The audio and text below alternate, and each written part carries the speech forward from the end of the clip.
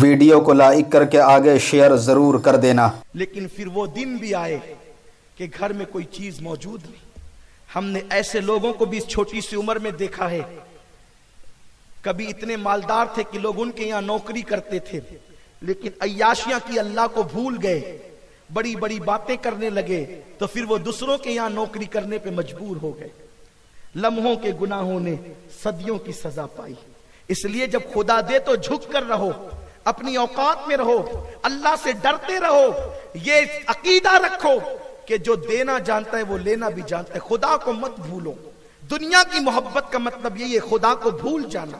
عزت دے تو خدا کو مت بھولو، علم دے تو خدا کو مت بھولو، دولت دے تو خدا کو مت بھولو۔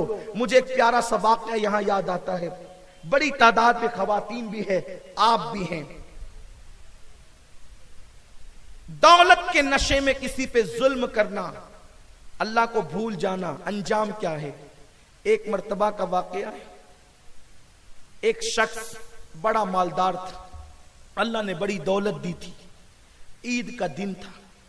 عید کے دن اپنی بیوی کے ساتھ کھانے کی تیاری ہو رہی تھی۔ ظاہر سی بات ہے، رمضان شریف کا پورا مہینہ گزرے تو عید کے دن کی دوپہر کا دسترخوان بڑا قیمتی ہوتا ہے ہم سب کے لیے، کیونکہ ہم عید کے بعد پہلی مرتبہ دوپہر کا کھانا ظہرانہ گویا کے پہ موجود ہوتے ہیں، اور پھر عید کا دن ہوتا ہے، بچے بیوی والدین سبھی ہوتے ہیں، وہ بڑا قیمتی ہوتا ہے۔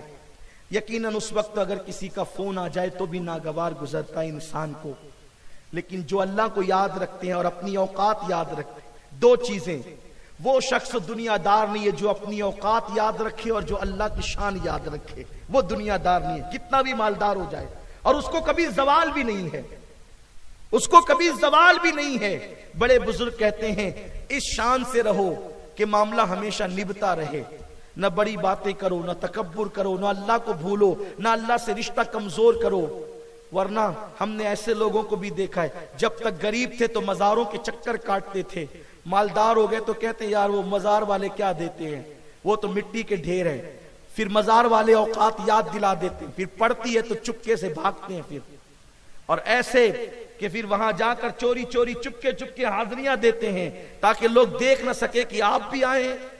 ہم نے خود ایسے لوگوں کو دیکھا ہے مزارات پر اللہ والوں کی بارگاہ میں، لیکن پھر ان کو جان بوجھ کر کے شرمندہ نہ کیا، اس لیے کہ جو خود شرمندہ ہو پھر اس کو شرمندہ کرنے سے فائدہ کیا ہے۔ لیکن انسان کو اس طرح کی باتیں نہیں کرنا چاہیے، کیونکہ اللہ پاک فرماتا ہے جو میرے ولی سے عداوت رکھے میں اس کے ساتھ اعلان جنگ کرتا ہوں، اور جب قدرت کسی کے ساتھ اعلان جنگ کرے تو اسے بخشا نہیں جاتا، پھر وہ تباہ ہو جاتا ہے۔ کبھی انسان کو ایسا نہیں کرنا چاہیے۔ عید کا دن ہے، دسترخوان لگ رہا ہے، ابھی پہلا لقمہ منہ میں جانے والا تھا کہ باہر سے کسی نے صدا لگائی، ہے کوئی اللہ کے نام پہ مجھے کھلانے والا عید کے دن؟ بجائے اس کے کہ نرمی ہوتی، بجائے اس کے کہ دینے کا شوق پیدا ہوتا، اس نے اول فول بکنا شروع کیا، اٹھ پٹانگ باتیں شروع کی اور کہا کہ چلے آتے ہیں۔ کبھی بھی اٹھے چھٹے، دیکھتے تک نہیں کہ عید کا دن ہے کیا ہے، اور اٹھ کر کے چلے آتے ہیں۔ کبھی آپ کا بھی معاملہ ممکن ہے، اگر مالدار ہو تو ہو سکتا ہے ایسا ہوتا ہوگا، اگر غریب بہن آ گئی، غریب بھائی آ گیا مانگنے کے لیے، تو ہم کہتے ہیں کہ جب دیکھو جب یہ چلے آتے ہیں، اللہ نے دیا ہے تو دو، اس لیے کہ یہ یقین رکھو دینے سے کم نہیں ہوتا، دینے والا کبھی پریشان نہیں ہوتا، دینے والا کبھی تنگ دست نہیں ہوتا۔ اللہ کا وعدہ ہے میری راہ میں ایک دو گے میں تمہیں 70 دوں گا، 700 دوں گا، تم کو بے حساب دوں گا۔ اور مالدار بننے کا طریقہ آج آپ کو بتا دیتا ہوں، اپنی طرف سے نہیں، کسی باوا کی طرف سے نہیں، کسی عامل کی طرف سے نہیں، بلکہ کسی ولی کی طرف سے بھی نہیں، جو نبی قاسم نعمت ہے ان کی طرف سے۔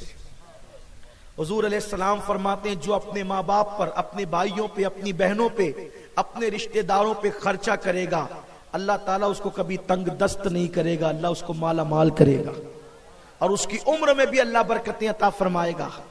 اس لیے गरीबों का, पड़ोसियों का, मुफलिसों का ख्याल किया करो। देने वाला हाथ हमेशा देता ही रहता है। तो मांगने वाला आया, इसने कहा जब देखो जब चले आते हैं, नौकरों की ताकत थी, उसने नौकरों से कहा इस बदबख्त को धक्के मार के निकाल दो ताकि आइंदा ये मेरे दरवाजे पर मांगने की जुर्रत न करे। फिर क्या था, जब मालदार कोई हुक्म दे तो लोग दौड़ पड़ते हैं, दौड़ जाते हैं लोग मारने के लिए, पीटने के लिए, कत्ल करने के लिए। नहीं होता ऐसा।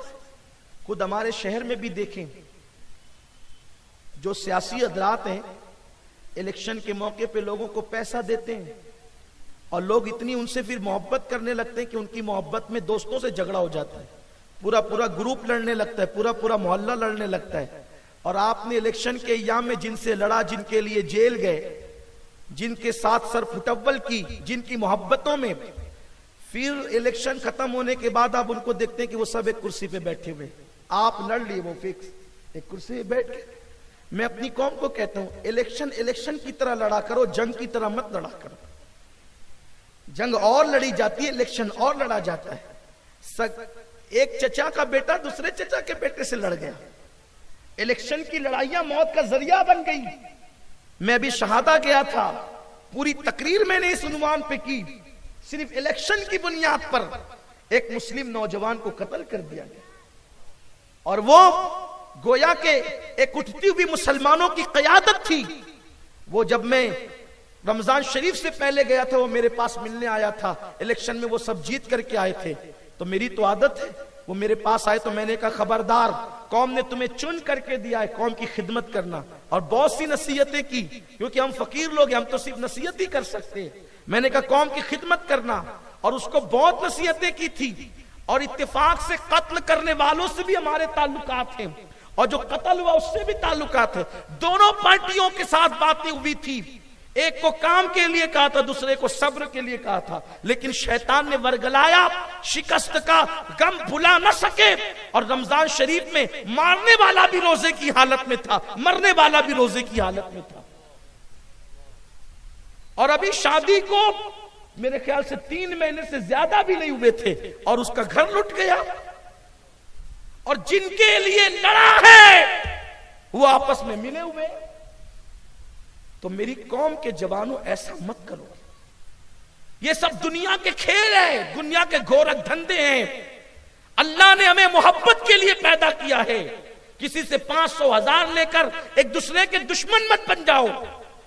और मैं पूरे हिंदुस्तान के लीडरों से अर्ज करता हूं, आप हमारे दुश्मन नहीं हैं, हम आपको हक बात कहते हैं। इलेक्शन लड़ो, लड़ाओ इलेक्शन की तरह, लोगों की जानों पे हमले मत करवाओ, लोगों को मोहल्ले में एक दूसरे का दुश्मन मत बनाओ, वरना मुसलमान मुसलमान का दुश्मन बनेगा तो अंजाम क्या होगा।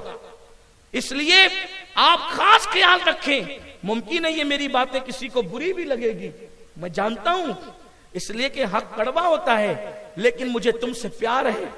हकीकत हाल का जायजा लो। तो मालदारों के हुक्म पर तो लोग अमल करते हैं, अहले इक्तिदार के हुक्म पर लोग अमल करते हैं। उसने यही किया, धक्के मार के निकालो इस बदबख्त को, ताकि कभी ये मेरे दरवाजे पे आने की हिम्मत न करे। लोगों ने उसको धक्के मार के बाहर किया। और मैं अपने जवानों से भी कहता हूं, किसी के हुक्म पर किसी पे हाथ उठाने से पहले सोचो, कहीं इसकी बद्दुआ तुम्हें खा तो। वीडियो अगर अच्छा लगा हो तो लाइक करके सवाब की नीयत से अपने दोस्तों के साथ ज़रूर शेयर कर देना, ताकि वो भी इस वीडियो को सुन कर के जो है अपनी ज़िंदगी में कुछ सीख सकें और दूसरों को सिखा सकें और गुनाहों से बच सकें और अल्लाह रब्बुल इज़्ज़त की इबादत कर सकें। क्योंकि अल्हम्दुलिल्लाह सैयद अमीनुल क़ादरी साहब अपनी वीडियो के अंदर बहुत कुछ अच्छा अल्लाह के फ़ज़ल से सिखाते हैं और लोग अल्हम्दुलिल्लाह सीखते हैं। बड़े बड़े गुनहगारों ने सीख करके जो है अपने गुनाहों से तौबा कर ली है और नमाजी बन गए हैं, गुनाह छोड़ दिए हैं। ये वीडियो अल्हम्दुलिल्लाह सवाब की नीयत से अपने दोस्तों के साथ ज़रूर शेयर कर दें। अल्लाह हाफिज़। अस्सलामु अलैकुम व रहमतुल्लाहि तआला व बरकातुहू।